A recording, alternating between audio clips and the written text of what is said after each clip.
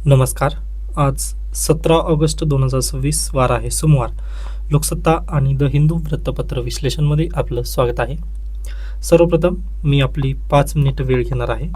तर ज्या विद्यार्थ्यांना वेळ देता येणार नाही त्यांनी प्लीज हा व्हिडिओ इथं स्टॉप करून न्यूजपेपर तुम्हाला वाचायचा असेल तर आपल्या टेलिग्राम चॅनलवरती ही PDF अवेलेबल आहे, तर प्लीज स्वतःहून ती रीड करून घेऊ शकता.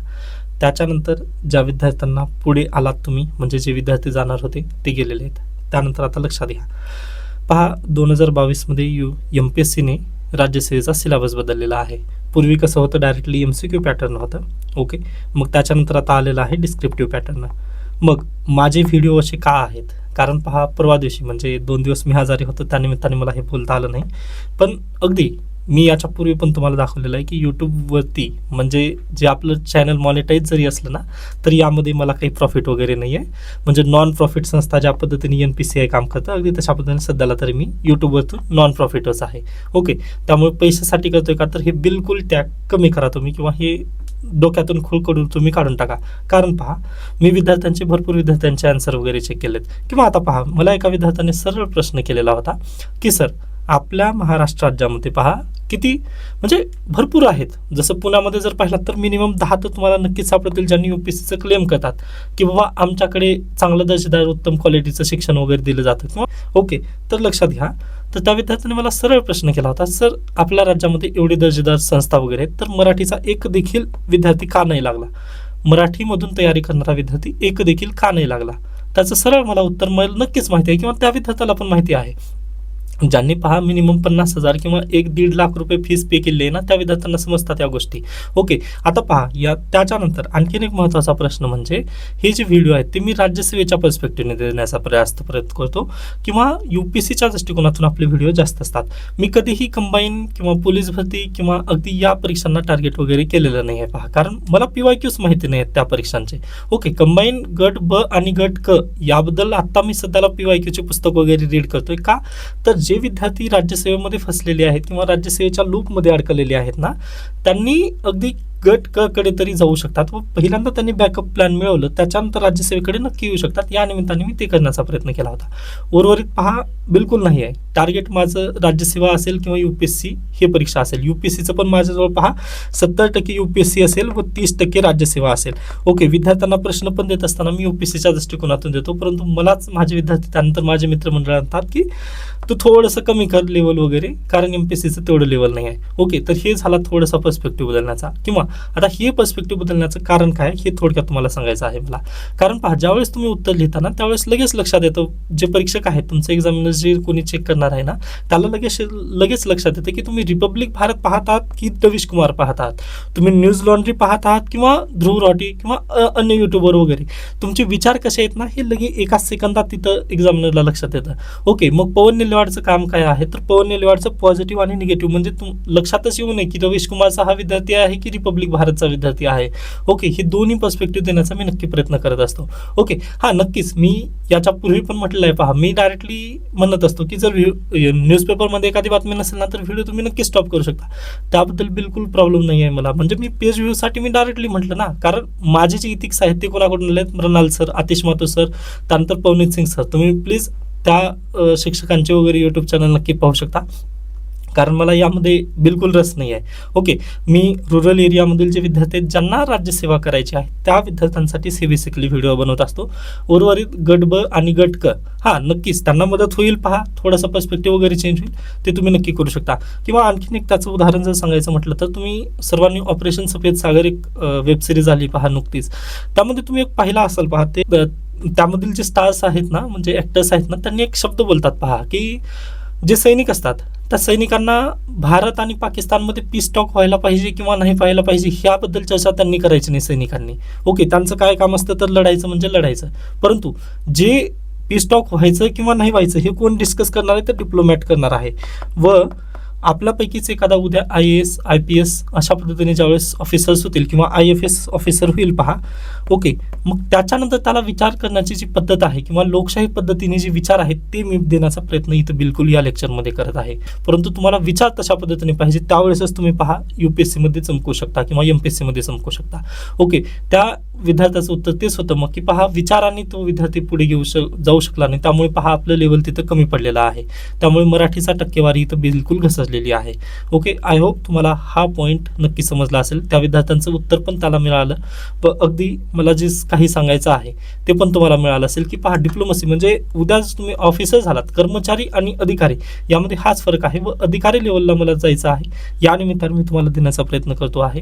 ओके, त्याच्यानंतर पहा अधिकाऱ्याच्या एका सहीने तुमचं सर्व भविष्य बदलत असतं. जसं की पहा जो IFS अधिकारी आहे, ओके, त्याने भारत आणि पाकिस्तान यांच्या पीस अग्रीमेंटवरती वगैरे जर एखादी साईन केलेली असेल किंवा 1960चं जे जल सिंधू करार होता पहा आपला सिंधू जल करार माफ करा, तर पहा सिंधू जल करार 1960 यावरती ज्या IFS अधिकाऱ्यांनी स्वाक्षरी केली होती. आता पहा दरवेळेस प्राईम मिनिस्टर जातात, ओके, प्राईम मिनिस्टर गेल्यानंतर लगेच तिथं काही चेंज होतं का किंवा प्राईम मिनिस्टरची स्वाक्षरी असते का? बिलकुल नाही, तिथं IFS अधिकाऱ्याची स्वाक्षरी असते. कोणतंही बायोलॅटरल अग्रीमेंट असू द्या किंवा कोणतंही अग्रीमेंट असू द्या, तिथं कोण असतं तर IFS अधिकारी तिथं बिलकुल स्वाक्षरी करत असतात. का तर अगदी पहा IFS अधिकारी तिथं डिप्लोमॅटिकली ते सर्व काही हँडल करत असतात. ओके, हा लोकशाही आहे आपल्याला, परंतु राष्ट्रपतींनी अपॉइंट केलेला आहे IFS अधिकारी IAS अधिकाऱ्यांना वगैरे. ओके, त्यामुळे मी काय म्हणत आहे तुम्हाला तर पहा जे IFS अधिकाऱ्यांनी 1960 मध्ये स्वाक्षरी केली होती ना, त्यामुळे लाखोंचे जीवन बदलले. म्हणजे अधिकाऱ्याचा हाच फरक आहे की बाबा एका स्वाक्षरीनुसार तुमच्या भारत देशाचं भविष्य बदलतं किंवा अगदी जनसामान्यांचं भविष्य बदलतं किंवा अगदीच पहा जर तुम्ही IAS झालात ना तर कोणाच्या घरी किती राशन पोहोचेल याचं देखील तुम्ही तुमच्या स्वाक्षरीवरून ठरवू शकता. म्हणजे खूप पॉवर आहे. ओके, यासाठीच पहा मी पर्स्पेक्टिव्ह देण्याचा प्रयत्न करत आहे. पण ठीक आहे, आता आय होप 5 मिनिटापेक्षा जास्त तुमचा वेळ घेतलेला आहे, पण जे माझे विद्यार्थी आहेत त्यांना माहिती आहे ते नक्कीच मला वेळ दिली असतील असं मी ग्राह्य धरतो व पुढे आता जाण्याचा आपण प्रयत्न करूयात. सॉरी, थोडासा आवाज माझा वेगळा येत असेल, पण याच कारणानिमित्त पहा मी 2 दिवस बाहेर येऊ शकलो नाही किंवा व्हिडिओ वगैरे बनवू शकलो नाही, पण आज थोडासा ठीक झालेला आहे. त्यानिमित्ताने आपण परत एकदा सुरुवात करूयात. तर पहा पहिली बातमी आहे टंकलेखन परीक्षेत गोंधळ, मराठवाड्यासह कल्याणमधील केंद्रावर तांत्रिक समस्या, दिपकेंचे आंदोलन. त्यानंतर पहा हायकोर्टाची जी एक्झाम आहे ती परत एकदा त्यांनी घेणार आहेत, म्हणजे जी टायपिंग एक्झाम आहे ती वापस सर्व केंद्रांवरती होणार आहे असं त्यांनी ठरवलेलं आहे. त्यामुळे निश्चिंत राहा. नेक्स्ट आहे पहा झारखंडमधील आंदोलन आणि आणखी तीव्र, सोरेन यांच्या निवासस्थानी मोर्चा काढण्याची आंदोलकांची घोषणा. पहा झारखंडमधील जे सोरेन सरकार आहे यांनी अद्याप विद्यार्थ्यांची मागणी पूर्ण न केल्यामुळे 20 ऑगस्टचं त्यांनी अल्टिमेटम दिलेलं आहे. जर 20 ऑगस्टपर्यंत त्यांनी पूर्ण मागण्या त्यांच्या केल्या नाहीत तर नक्कीच पहा झारखंडमधील जे सरकार आहे ते कोसळण्याची पण शक्यता. म्हणजे आपण त्याबद्दल जास्त टिप्पणी करू नये पहा, पण महत्त्वाचं काय आहे पहा तर विद्यार्थ्यांच्या मागणींना कानाडोळा करणं हे अयोग्य आहे. मग झारखंडमधील जे राज्य सरकार आहे त्यांनी लवकरात लवकर पावलं उचलतील अशी एक अपेक्षा करून आपण पुढे जाऊयात. आणि आता पहा त्यांनी निदर्शने वगैरे तिथं चालू ठेवलेली आहेत. त्यानंतर ऑगस्टच्या पंधरवड्यातही सरासरीपेक्षा कमी पाऊस, कुंभमेळ्यासाठी उपजिल्हा रुग्णालयाचे स्थलांतर, अंतर वाढल्याने त्र्यंबकेश्वर तालुक्यातील रुग्णांमध्ये नाराजी, पण ही 3 वर्षासाठी असेल असं त्यांचं मत आहे. ओके, त्यानंतर आपण पुढे जाऊयात. नेक्स्ट पहा येथे आपल्यासाठी गरजेची न्यूज नाही आहे. हां, त्यानंतर वंदे मातरमचा अपमान ही आवश्यकतेचं नाही आहेत पहा. नेक्स्ट पहा OBC साठी आरक्षित सरपंच पदांच्या संख्येत घट झालेली आहे. हे सर्व बातम्या म्हणजे थोडंसं पॉलिटिकल असल्याकारणाने पहा मी हायलाईट पण केलं नाही, हे सर्व काही स्किप करू शकता.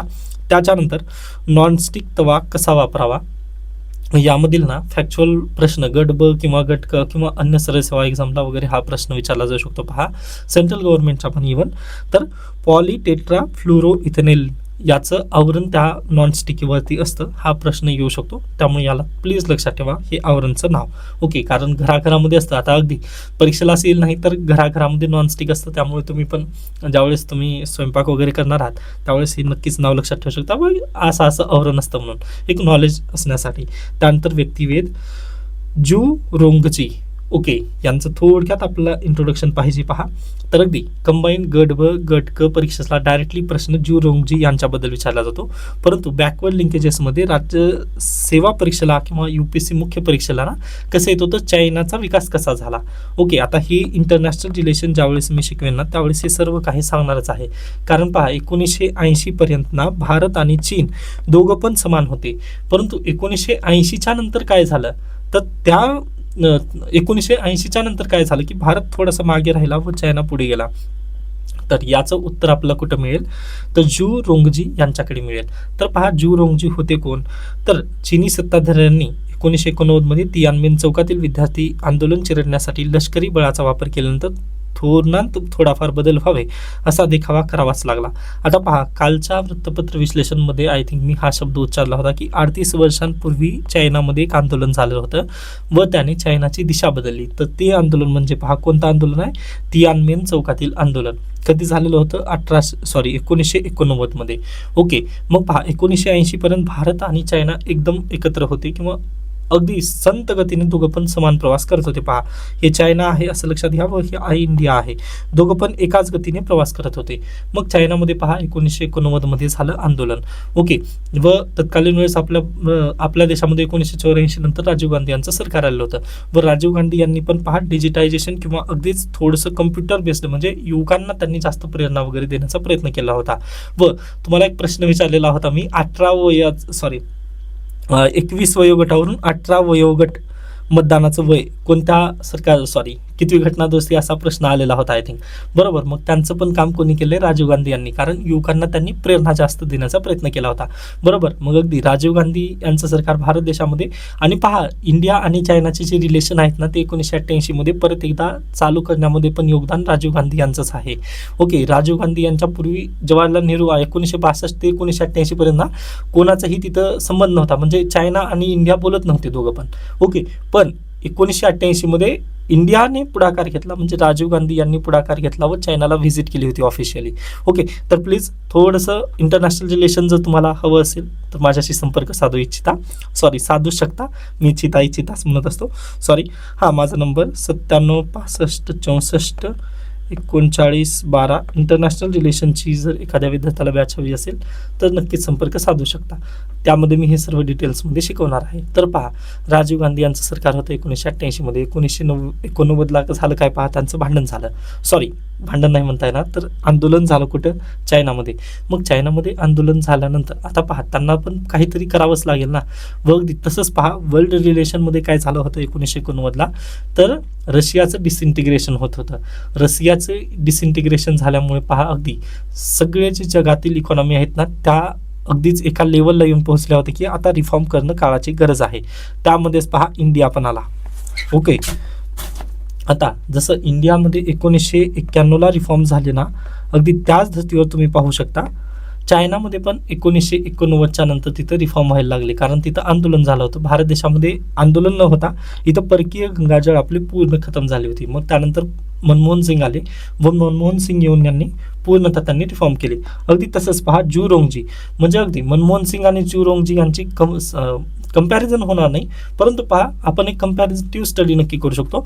जसं मनमोहन सिंग येऊन आपल्या देशाला वाचवण्याचा प्रयत्न केला किंवा इकॉनॉमीला वाचवण्याचा प्रयत्न केला ना, अगदी त्याच बेसिसवर पहा जू रोंगजी यांनी पण चायनामध्ये जाऊन किंवा चायनाची जी पॉलिसी आहे ती चेंज करण्याचं किंवा चायनाला आर्थिकरित्या वाचवण्याचं काम त्यांनी केलं होतं चायनामध्ये. ओके, हा पॉईंट प्लीज तुम्ही लक्षात ठेवा.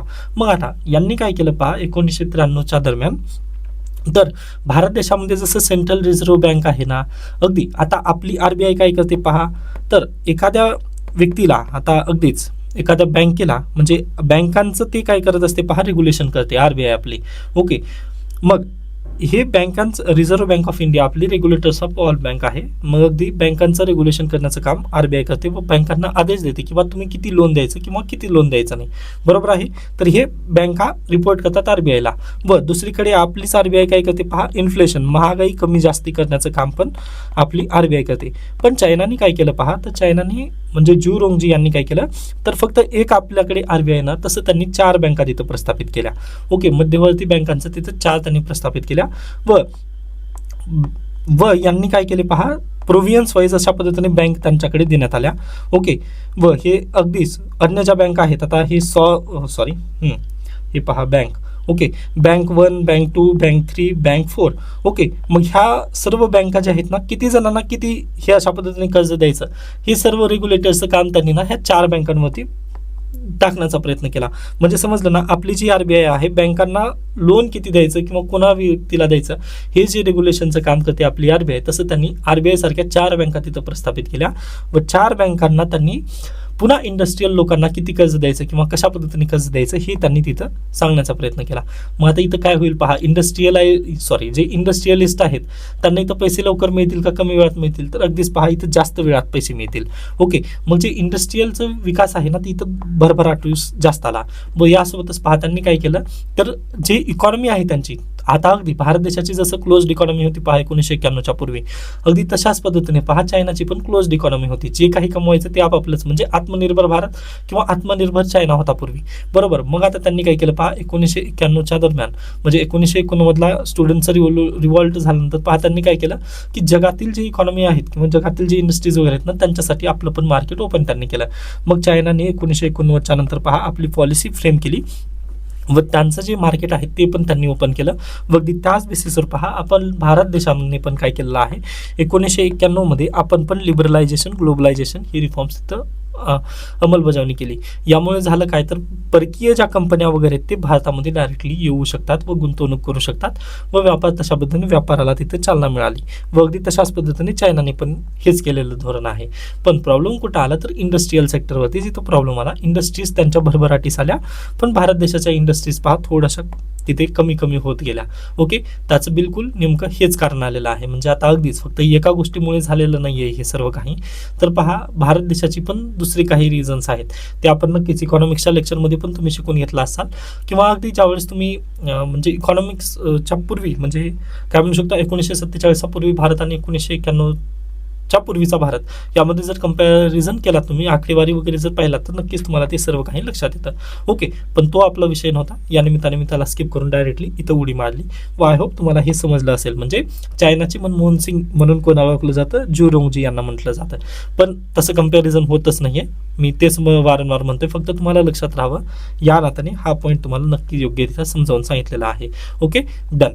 त्याच्यानंतर पहा पुढे चला, इथे आपल्यासाठी गरजेची न्यूज नाही आहे. नेक्स्ट आहे चीनी मालाच्या छुप्या निर्यातीच्या अहवालाचा भारतावर काय परिणाम. पहा, म्हणजे अगदीच 1-2 दिवसापूर्वी अमेरिकेने एक लिस्ट काढली पहा 40 देशांची. ओके, व लिस्टमध्ये त्यांनी 3 कंट्रीज असं डिवाइड केलेलं आहे, 1, 2, 3.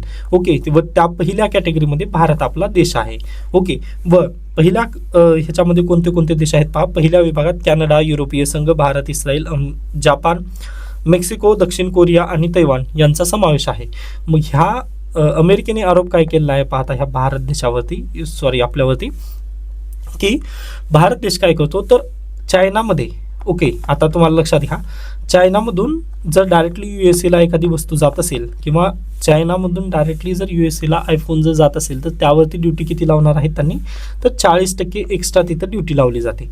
परंतु भारत, इंडियामधून जर एखादा आयफोन डायरेक्टली USA जर जात असेल, तर त्यावरती ड्युटी किती आहे, तर 10% आहे फक्त. बरोबर आहे. मग मग USA ने आपल्यावरती आरोप असा केलेला आहे पहा, तर चायना काय करतं, तर डम्पिंग करतं इंडियामध्ये. ओके, व चायनामधून भारत देशामध्ये जो माल येणार आहे त्यावरती अगदीच, आता इमॅजिनरी मी नंबर घेत आहे हा, कारण पर्टिक्युलर वस्तूवरती आपलं जे रेट आहे ना, इम्पोर्ट रेट, ते बदलत असतं. ओके, तर पहा 12% मी इथं ड्युटी घेतली. मग चायना काय करतं, पहिल्यांदा ती वस्तू इंडियामध्ये पाठवतं. मग इंडियामध्ये 12% ती वस्तू आल्यानंतर पहा, इंडियामधून ती फ्रेश, मेड इन इंडिया अशा पद्धतीने लावून ते टॅग किती 10% वरती तिथं जातं. म्हणजे फक्त पहा 22% याला काय झालं पहा, चायनाला इथं 22% ड्युटी लागलेली आहे. एखादी वस्तू फक्त इंडियाच्या मार्गाने जर USA पाठवायचं म्हटलं, तर फक्त 22% ड्युटी लागली. परंतु तीच वस्तू जर चायनाने डायरेक्टली जर USA पाठवलं असतं, तर किती 40% ड्युटी लागते. बरोबर आहे. मग तसंच पहा, इंडियासोबतच त्यांनी जपानवर, मेक्सिकोवर, कॅनडावर ह्या सगळ्या देशांवरती त्यांनी आरोप लावलेत, किंवा हे असं करत आहेत दुसरे देश, म्हणजे माझ्या अमेरिकेसोबत थोडंसं छळ करत आहेत, किंवा अगदी दुसरे देश माझ्यासोबत पंगा घेत आहेत वगैरे, अशा पद्धतीने डोनाल्ड ट्रम्प यांनी म्हटले आहेत. परंतु हे पहा, आता अगदीच गव्हर्नमेंट ऑफ इंडियाने याची दखल घेतलेली आहे. त्यांनी म्हटले पहा, की भारत सरकारने संबंधित अहवाल पाहिला असून त्यातील तपशिलांचा अभ्यास करण्यात येत आहे. हा अहवाल तयार करण्यात नेमक्या कुठल्या पद्धतीचा वापर करण्यात आला हे तपासले जात आहे. आयात निर्यातीचे कायदे आपल्या देशात कठोर आहेत. कुठल्याही प्रकारे त्याचे उल्लंघन झाले असेल, तर त्या तर कायद्याप्रमाणे ते प्रकरणे हाताळली जातील असं भारत सरकारने म्हटलेलं आहे. कारण पहा, इंडिया आणि USA या दोघांमध्ये सध्याला ट्रेड डील होणार आहे व ह्या ट्रेड डीलमध्ये जर असे अडथळे येत असतील तर हे चुकीचं होणार आहे. त्यामुळे भारत सरकारने पण ठीक आहे, आपण डायरेक्टली तडकाफडकी उत्तर दिलं नाही पहा, पण आपण काय केलं आहे, जर खरंच हे आरोप जर योग्य असतील किंवा म्हणजे खरंच हे आरोपामध्ये तथ्य असेल ना, तर आम्ही नक्कीच त्याला कायद्यानुसार यावरती ॲक्शन घेऊ असं भारत सरकारने म्हटलेलं आहे. मग थोडंसं थांबा, याबद्दल पुढची न्यूज नक्कीच येणार आहे. कारण आता मला नाही वाटत की म्हणजे अगदी हे म्हणजे चायनातून डायरेक्टली भारतात येऊन अशा पद्धतीनं जात असेल. कारण प्रॉब्लेम कसा आहे पहा, मेड इन चायना त्याला आपल्याला मेड इन इंडिया करावं लागतं. मग हे थोडंसं तफावत जास्त होणार आहे आपल्या गुड्समध्ये. ओके, जर असं झालं असेल, कारण पहा आपल्याकडे ऑलरेडी म्हणजे भरपूर कायदे आहेत. जसं भारत सरकार म्हणत आहे पहा, आपल्या देशामध्ये तशा डम्पिंग करण्यासाठी वगैरे आता सध्याला म्हणजे याच्या पूर्वी होते पहा, 1991च्या पूर्वी, 1991च्या पूर्वी पहा आपल्याकडे स्मगलिंग वगैरे मोठ्या प्रमाणात व्हायची. कारण तुम्हाला दुसऱ्या देशातून एखादी फोन घेताच येत नव्हतं, जे काही घ्यायचं ते आपल्या देशातच घ्यावं लागायचं, बरोबर आहे. मग त्यावेळेस काय करायचे पहा, सागरी मार्गाने वगैरे इथं स्मगलिंग केली जायची व इलिगली कोणतीही वस्तू विकण्याचा इथं प्रयत्न होत होता. पण आज घडीला काय झालेलं आहे, तर अगदी कायदे कठोर झालेले आहेत व ओपन मार्केट झालेलं आहे. ओपन मार्केट झाल्यामुळे पहा, चायनामधून एखादी वस्तू येऊन इंडियामध्ये राहणं व इंडियामधून मेक इन इंडिया बनवून जाणं हे थोडंसं चुकीचं होते. मग अगदी जे काही होतं ना ते फेअर प्राइजेसवरती होतं, फेअर मार्केटने होता आपल्या देशामध्ये. सध्याला मी याबद्दल नक्कीच पुढे आहे. कारण सांगतो पहा, आता अगदी ॲपलची जी बॅटरी आहे किंवा कोणत्याही मोबाईल फोनची जी बॅटरी आहे ना, ती भारत देशामध्ये येते, हे मी मान्य करतो, ही चायनामधूनच येते. परंतु पहा, आपण ते जे टॅग आहे ना ते कधीच बदलत नाही, मेड इन चायना ते मेड इन चायना देतो. कारण ते आपल्या कायद्या स्वरूपात बसतं व ते आपण USA नक्की रिपोर्ट करतो की बा ही जी बॅटरी बनलेली आहे ती चायनामधून आपण घेतलेली आहे. ओके, कारण पहा मॅन्युफॅक्चर कुठं होतं, ते व्हिएतनाम, चायना या देशांमध्ये होतं व ॲपल कंपनीने पण ते मान्य केलेलं आहे. ओके, फक्त भारत देश काय करतं, असेंबल्ड इन इंडिया हे टॅग तिथं नक्की लावतं. त्यामुळे पहा, डोनाल्ड ट्रम्प यांचे जे आरोप आहेत त्यामध्ये पाहूयात आता पुढे काय तथ्य वगैरे निघतील. पण माझं एक पर्स्पेक्टिव्ह देण्याचा जर प्रयत्न केला तर भारत देशाच्या पद्धतीने पहा चुका करत नाही किंवा म्हणजे अशा पद्धतीने तरी वस्तू माझ्या नजरेतून आजपर्यंत आलेल्या आहेत. ओके, पाहूयात पुढे जर खरंच भारत सरकारने पण याला तवज्जो जर दिलं किंवा म्हणजे नक्कीच इथे जर चुका आढळली तर आपण पण माझ्या पण नॉलेजमध्ये मी नक्कीच ती भर करेन. परंतु तुम्ही हा पॉईंट लक्षात घ्या की भारत देशाने चायनामधून एखादी बॅटरी जर आली तर त्याला मेड इन चायना तसंच राहू देतो, फक्त त्याच्यावरती पुढे नाव देतो पहा assembled in India. Okay, done. त्याच्यानंतर आपण पुढे जाऊयात, हे आपल्यासाठी न्यूज गरजेच्या नाहीत. तर अशा पद्धतीने आजचं लोकसत्ता इथं संपतं. त्यानंतर पहा, आजचं द हिंदू मला लवकर मिळालं नव्हतं, त्यामुळे मी इंडियन एक्सप्रेस घेऊन आलेला आहे व पहा माझ्याकडे अगदी 4 पेपर्स येतात. ओके, त्यामुळे निश्चिंत राहा तुम्ही, एकही बातमी म्हणजे राज्यसेवेच्या पर्स्पेक्टिव्हसाठी तुमची सुटणार नाही. ओके, याच्या पूर्वी पण मी म्हटलेलं आहे, पण थोडंसं विश्वास तुम्हाला नक्कीच ठेवावा लागेल पहा. ओके, तर पहा पहिली बातमी आहे, Kyiv launches biggest drone attack on Russia so far kill 6. Okay, तर पहा इतिहासामध्ये कमबॅक युक्रेनने केलेला आहे. तर याच्यापूर्वी पहा, असा मोठा बलाढ्य आहे रशिया. ओके, रशिया व इथं आहे त्यांची राजधानी मॉस्को, बरोबर. मग मॉस्कोमध्ये ना युक्रेनचं जे काही युद्ध चालू होतं, आता हे इथं आहे पहा छोटंसं युक्रेन.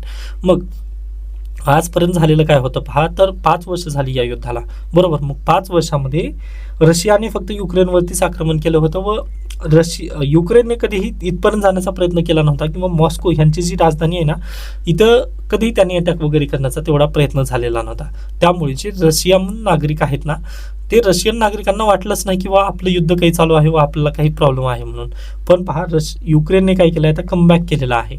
द ग्रेट कमबॅक म्हटल्यानंतर पहा आता काय मिसाईल जे आहेत ना ते रशियाच्या राजधानीमध्ये जात आहेत. मग यामुळे नक्कीच रशियाला इथं प्रॉब्लेम निर्माण होत आहे. त्यानंतर रशियाची जी रिफायनरी आहेत त्या पण इथं बंद कराव्या लागलेल्या आहेत. का तर युक्रेन डायरेक्टली त्यावरती अटॅक करत आहे. त्यामुळे रशिया आता तेल कोणाकडून घेत आहे, तर इंडियाकडून घेत आहे.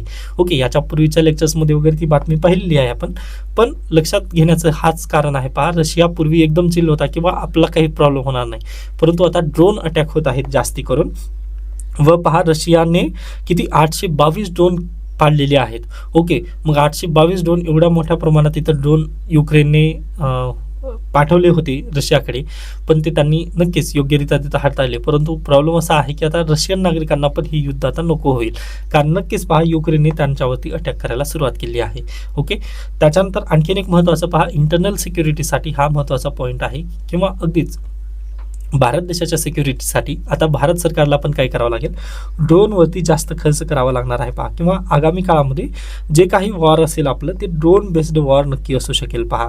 ओके, त्यामुळे ड्रोन आगामी काळात महत्त्वपूर्ण रोल अदा करणार आहेत. Okay, done. त्याच्यानंतर मी या पेपरला हायलाईट केलं होतं पहा, पण मे बी ते सुटलेलं झालेलं असेल किंवा मी ते सेव्ह केलं नसेल. ओके, त्यामुळे बातम्या कोणत्या महत्त्वाच्या होत्या ते समजत नाही, पण ठीक आहे.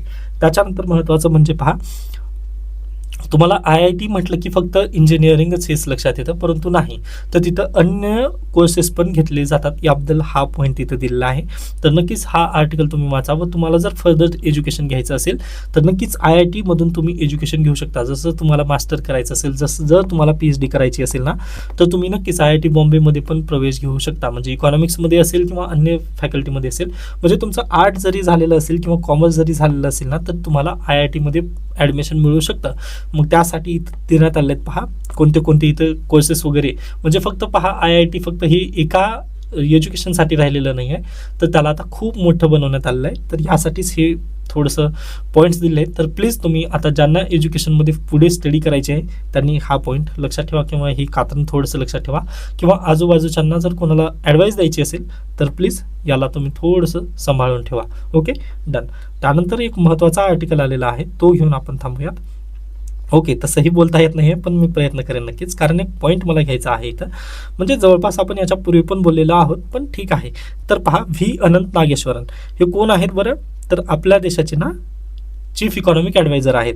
व मला हाच प्रॉब्लेम ज्यावेळेस वाटतो पहा, म्हणजे ज्यावेळेस मी यांना फॉलो केलेला आहे, ओके, त्यावेळेस त्यांनी काय करतात पहा, इकॉनॉमिक सर्वेमध्ये त्यांनी घी दूध की नदिया बह रही है भारत देश में अशा पद्धतीने बोलतात. पण ज्यावेळेस आर्टिकल लिहितात ना, त्यावेळेस ते काय करतात पहा, एकदम भारत देशाच्या विरोधी बोलल्यासारखं म्हणजे ते थोडंसं लिहितात. ओके, आता पण इथे त्यांनी थोडासा निगेटिव्ह आणि पॉझिटिव्ह दोन्ही टोन वापरलेला आहे, पण ठीक आहे, लक्षात घ्या तुम्ही. तर व्ही अनंत नागेश्वरन आणि आकाश पुजारी सरांनी हा आर्टिकल लिहिलेला आहे. व या आर्टिकलमध्ये त्यांनी काय म्हटलेलं आहे पहा, की इथेनॉल 20 ब्लेंडिंग म्हणजे जे पेट्रोलमध्ये ब्लेंड करण्यात आलं आहे E20, याबद्दल हा आर्टिकल आलेला आहे. ओके, मग यांचं मत काय आहे पहा, भारत आणि अमेरिकेच्या संस्थांनी पेट्रोलचं परीक्षण केलं. आपल्या देशामधील जे E20 ब्लेंडेड पेट्रोल जे आहे यांचं भारत देशामधील जे प्रयोगशाळा आहेत आणि अमेरिकेमधील ज्या प्रयोगशाळा आहेत त्या दोन्हीकडे पण यांचं परीक्षण करण्यात आलं. मग त्या परीक्षणातून आपलं असं आढळलं की पहा, जे सोशल मीडियावरती सांगितलं जात आहे ना 30% आपलं मायलेज कमी होतं गाड्यांचं, तर ते बिलकुल तसं नाही आहे. तर किती टक्क्यांनी, फक्त 7% आपल्या मायलेज तिथं घटतं असं त्यांचं मत आहे. ओके, मान्य केलात हा पॉईंट, ठीक आहे. त्याच्यानंतर पहा, नेक्स्ट त्यांनी काय म्हटले, ज्यांच्या गाड्या BS6 आहेत, BS6 त्या थोड्याशा चांगल्या आहेत, म्हणजे हे चालू शकतील, E20ला ते सांभाळून घेऊ शकतील. परंतु ज्यांच्या गाड्या BS4, ओके, म्हणजे 2020च्या अगोदरच्या ज्या व्यक्तींच्या गाड्या आहेत किंवा 2022च्या अगोदरच्या म्हणजे BS4, आपण डायरेक्टली पहा BS4 वरून BS6 कडे उडी मारली आहे, कारण 2018 सुप्रीम कोर्टाचं जजमेंट आलं होतं. मग त्यावेळेस लगेच भारत सरकारने म्हटलं की नाही, आम्ही काय करू, डायरेक्टली BS5 न आणता मार्केटमध्ये BS6 हीच व्हेकल आणू, असं म्हणत आपण 2021 पासून BS6 आपल्या मार्केटमध्ये आलेले आहेत. ओके, तर पहा, ज्या BS4 आहेत ना, या BS4 मध्ये पहा इथं काय झालं आहे, कार्बोरेटर आहे.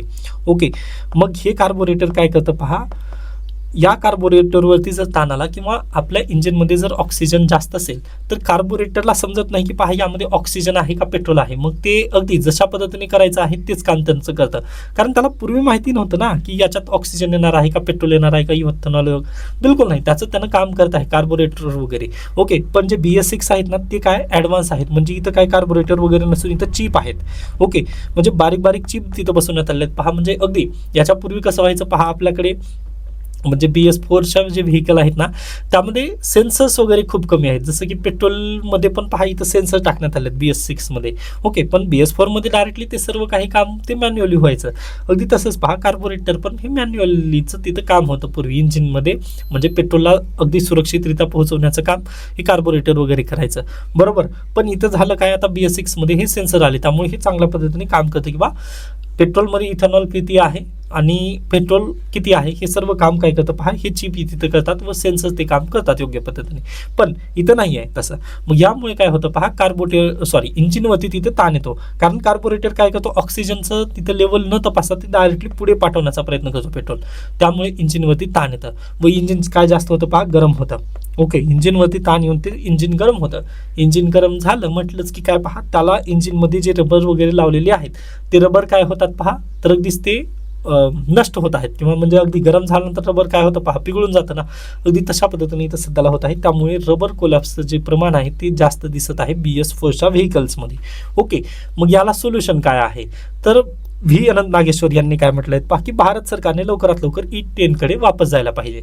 ओके, आताच पहा मी काय म्हटलं तुम्हाला, म्हणजे अगदी इकॉनॉमिक सर्वे ज्यावेळेस येईल ना त्यावेळेस ते काय म्हणतात की नाही E20 इज बेटर, परंतु E10 आता ही बेटर आहे असं हेच सांगत आहेत. का असं सांगण्याचा प्रयत्न त्यांनी केला, तर भारत देशामध्ये आज घडीला BS4च्या 8 कोटी व्हेकल आहेत असं त्यांनी म्हटलेलं आहे. व अगदी तुम्ही E10 कडे वापस जरी नाही गेलात ना तरी त्यांना ते फ्यूल जे आहे ना ते उपलब्ध करून द्यावं असं त्यांचा एक सल्ला आहे भारत सरकारला, उपलब्ध. ओके, मग अगदीच पहा लवकरात लवकर E10 हे फ्यूल जे आहे ते वापस येईल अशी एक आपण अपेक्षा करूयात. कारण चीफ इकॉनॉमिक ॲडवायझर जे आहेत भारत सरकारचे त्यांचं पण हीच ॲडवाईस भारत सरकारला आहे.